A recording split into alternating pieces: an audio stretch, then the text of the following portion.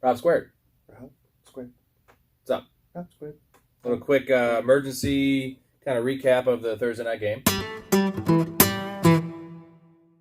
Yeah, I wouldn't describe it as an emergency, but well, there's some stuff people want to know. You know, it lasted forever. There's some things I want to know about this game. So I was heartbroken, by the way. Yeah, it was rough, man. It was just a roller coaster of emotions for me, really. Bottom line is, I took a risk.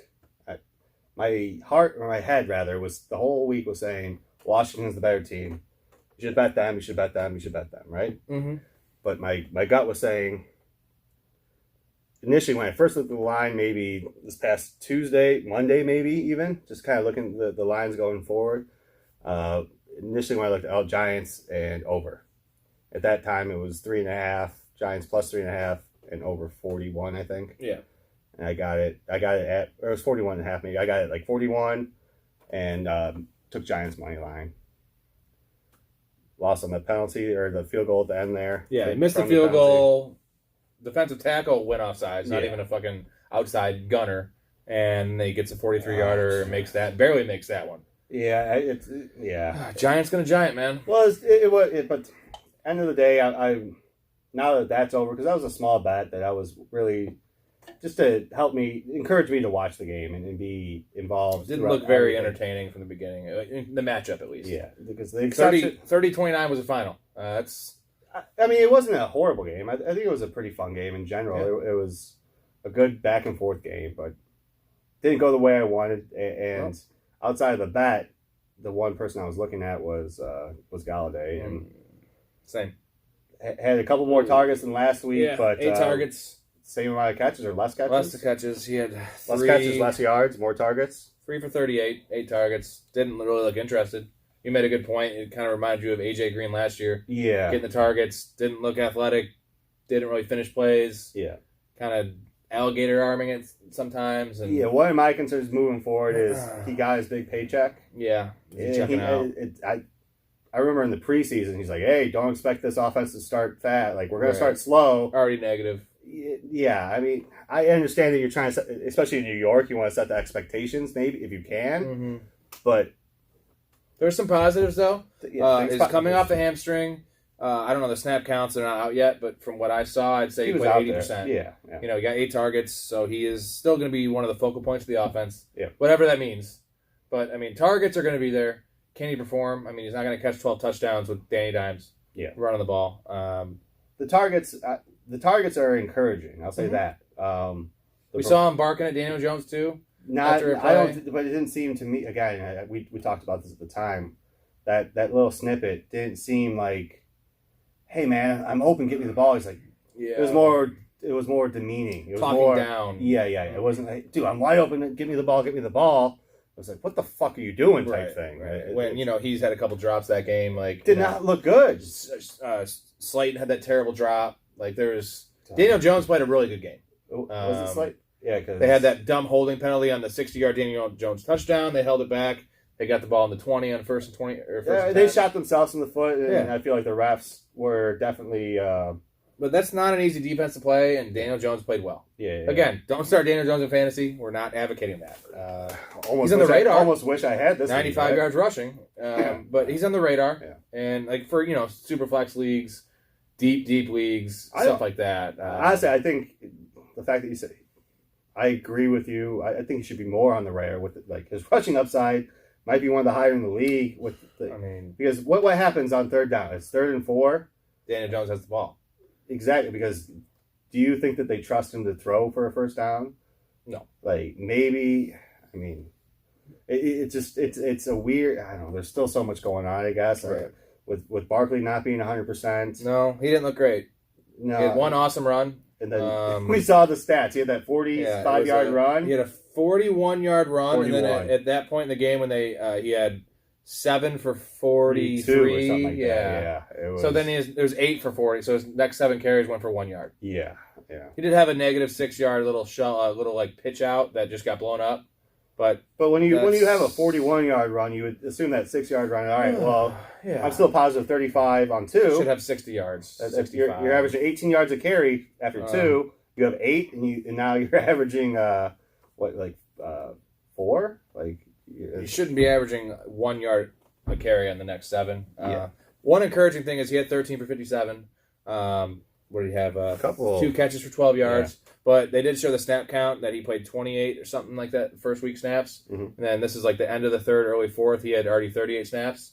And he played the last couple drives. So he probably played 50 snaps out of 65.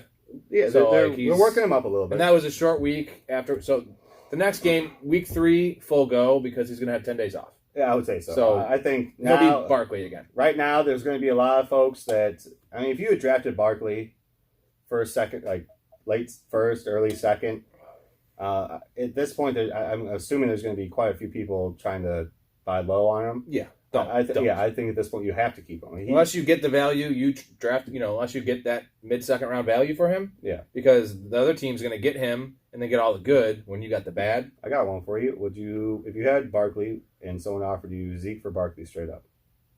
I had Barkley? Yeah. Yeah, I do that. You do Zeke? All right. Yeah. Barkley or Najee? I'm sticking with Barkley. Yeah. Okay. The fine one will be Antonio Gibson or Barkley. Okay. Yeah. Right? Yeah. Barkley.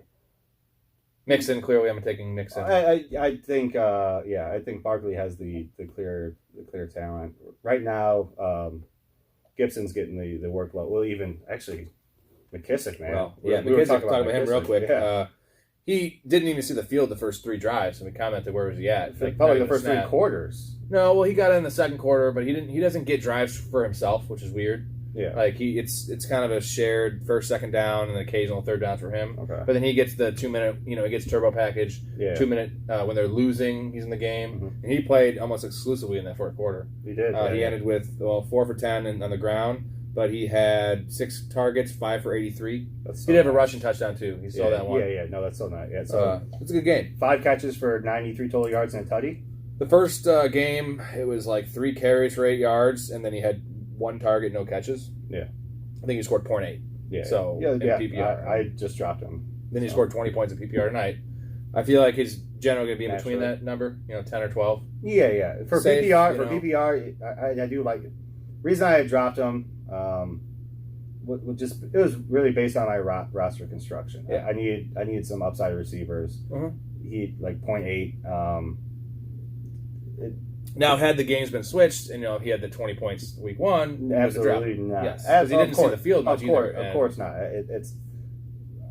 I don't know if we got it on film, but you and I have had private conversations where I say if Gibson goes down for whatever reason, McKissick's a league winner, which is funny because I dropped him after week 1. Right. I'm about to pick him up. Without any injuries. There's nothing that changed on my front, but no, I think McKissick is someone you should probably be looking at, especially in PPR leagues. Yes, definitely. And standard, stay away.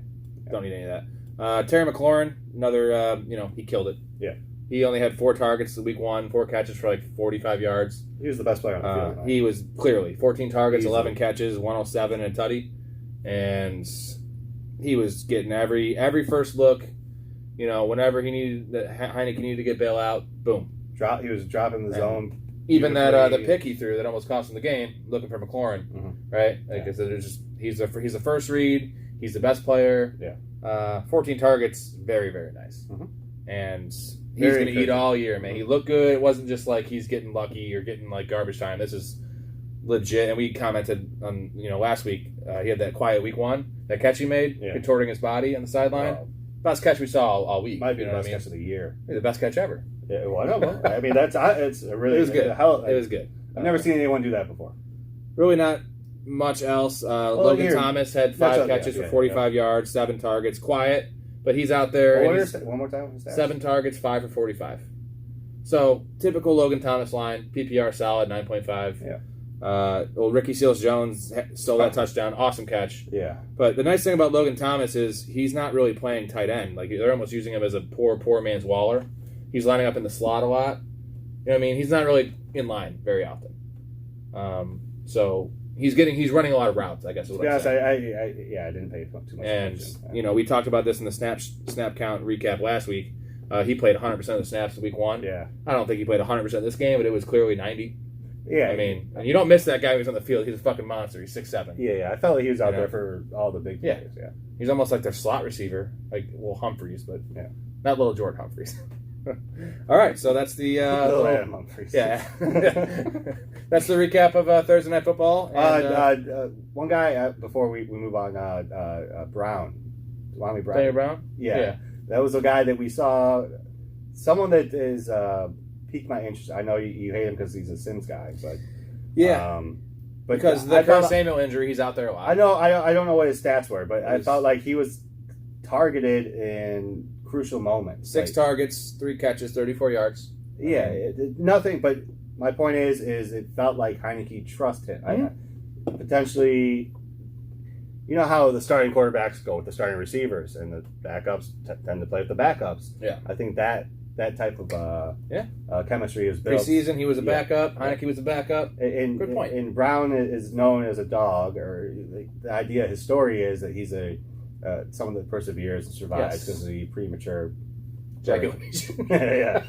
His father premature ejaculated. He was born prematurely.